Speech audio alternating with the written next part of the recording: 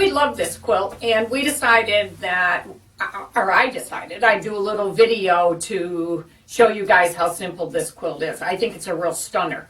Every once in a while, or you hope every time you make a quilt, it's going to be awesome. Doesn't always work out that way. I put one in the garbage can the other day that didn't turn out the way that I had hoped that it would. This one is beautiful. So I decided to do this little video to give you an idea how easy this one is to do. I thought before I show you how to make this great quilt, I would show you my new little studio where I'm going to be taping some of these videos or just chatting with you. We've done an online class, the Secret Stitching Society, that was all handwork using wools, and we all love doing that, so I'm going to be doing that too. You'll every once in a while get a video with some handwork showing you some new, I hope to you, new wool stitches. But before we get going on this quilt, let me show you a little bit. It's teeny tiny, but I think it's kind of cute, and I like the quilts that are in here. So hang on, and I'll give you a tour of the studio. So like I said, it's not very much, not a big space. This is actually where we used to have our long arm quilting machine, which we've moved to another location. So I've turned this into a sewing area. So I've got my cutting station, and I'm going to be putting my sewing machine there. Where my sewing machine is now will be a pressing station. But I don't have a stool yet that's the right height. So I'm not going to be doing any sewing for you today. That's a quilt that I designed using K Facet's little 2.5-inch squares. People have really enjoyed that, and if you're interested, certainly I can send you the free pattern for that quilt. And this is one of our favorite quilts. My sister-in-law made this quilt. This is called Color Love. It's just beautiful. So I have a spot to be able to have that hanging, or when she gets home from Florida, she'll take it back and I'll hang something else. So again, it's not a very big area. I've got my wicker chair that I can sit at when I'm showing you hand stitches. So in a great light so I can see. But so here's my little studio. Kind of cute, isn't it?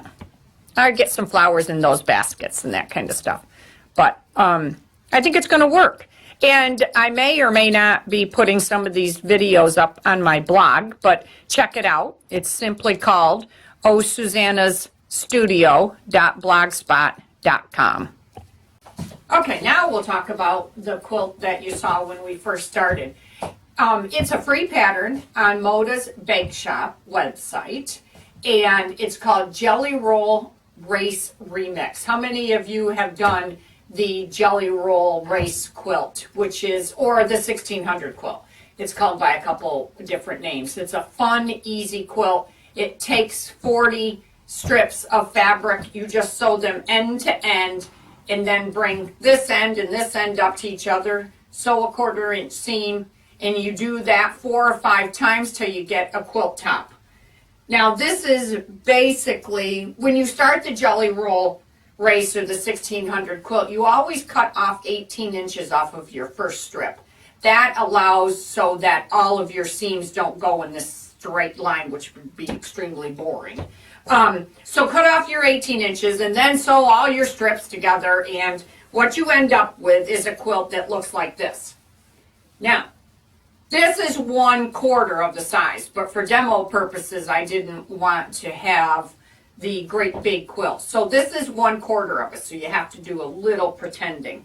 And all you're going to do to make this quilt is, and I think one thing that makes our quilt so pretty is the fabrics. Well, obviously, the fabrics always make the quilt, but Edita Sitar from Laundry Basket Quilts, she designs for Moda Fabrics.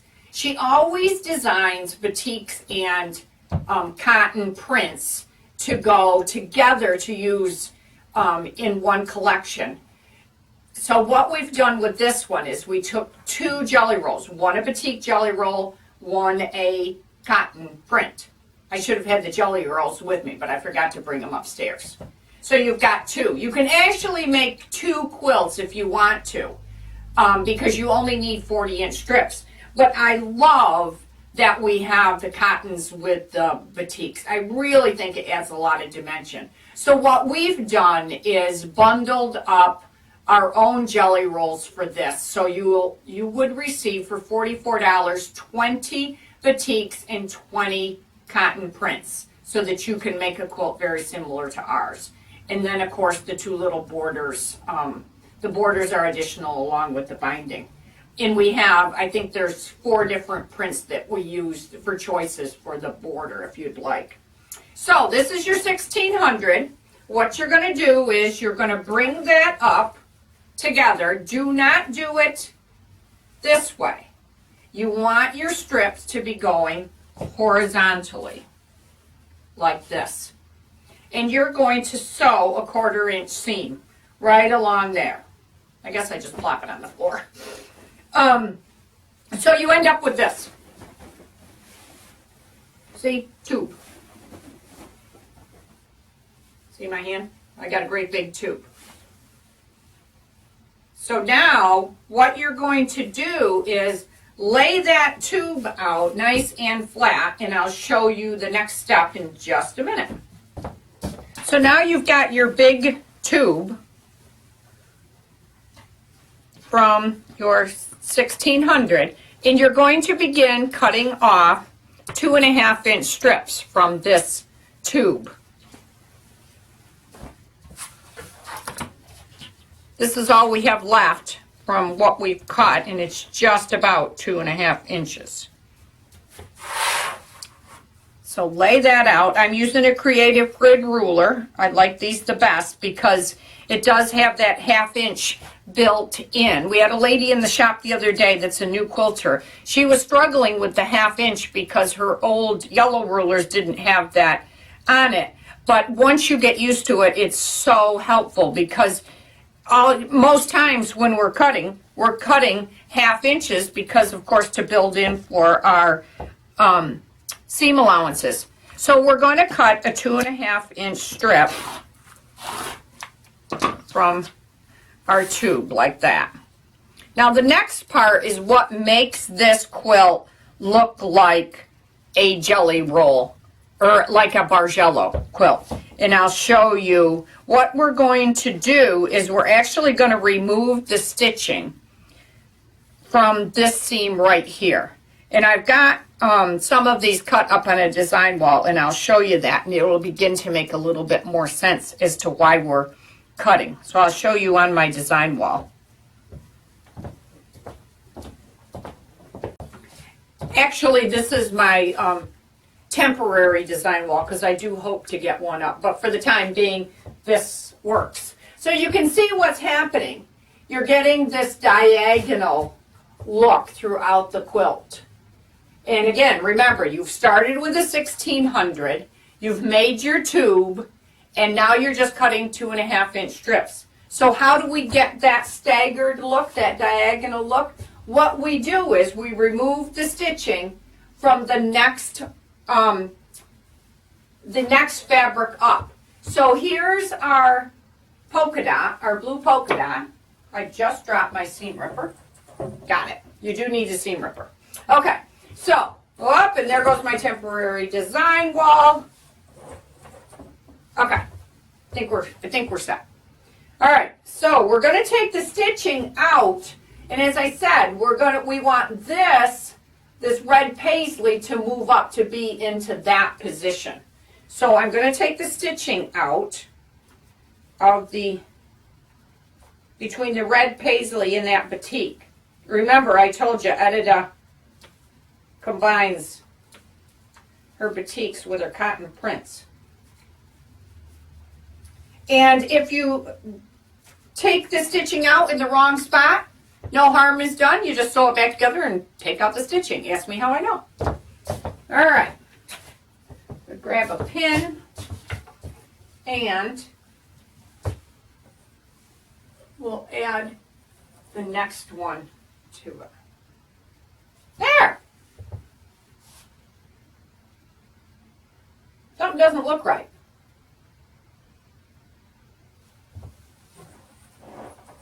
Well, see, I goofed. All right, let's see what happens if I do this.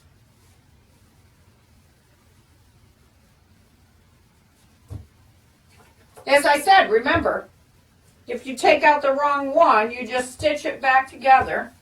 Where did I put my seam ripper?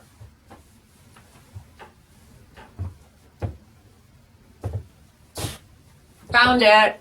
Okay. So, now we're going to try this one more time. We're going to take out the stitching.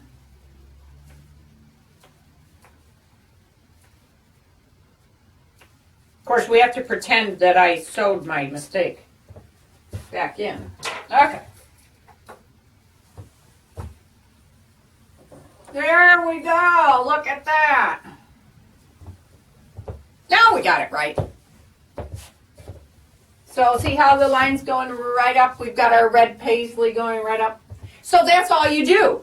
You get all of your strips sewn on, get your quilt as large as you want it to be, and then obviously you're going to add your borders. Now please remember, your long arm quilter will love you for this. And if you, we have a long arm rental machine here. So the ladies find out very quickly that they didn't put their borders on properly. Please make sure when you put your borders on your quilt, measure your top, get your length and get your width. Measure each of those down through the center of your quilt. Do it twice. Get 2 measurements. They will vary a little bit. And divide those and average that figure, and that's what you're going to cut your borders. And then apply them to your top. I know it seems like a simple thing, but believe me, it makes a whole lot of difference in your finished product. So I think you'll be much happier with your quilt if you apply your borders the correct way. So there we are. Jelly Roll Remix done with Edited Sitar's batiks and cottons. And again, I said that we've got the jelly rolls. We've taken 20 batiks and 20 cottons and put them together so that you can have a quilt very much like ours. Obviously, you might want a different fabric than the red. There's blue, there's a gold, so lots of choices. Check the website out because it will be on my website. Let me know if you make a Jelly Roll Remix. First, start with your 1600 and then you'll be all ready. Thanks, guys.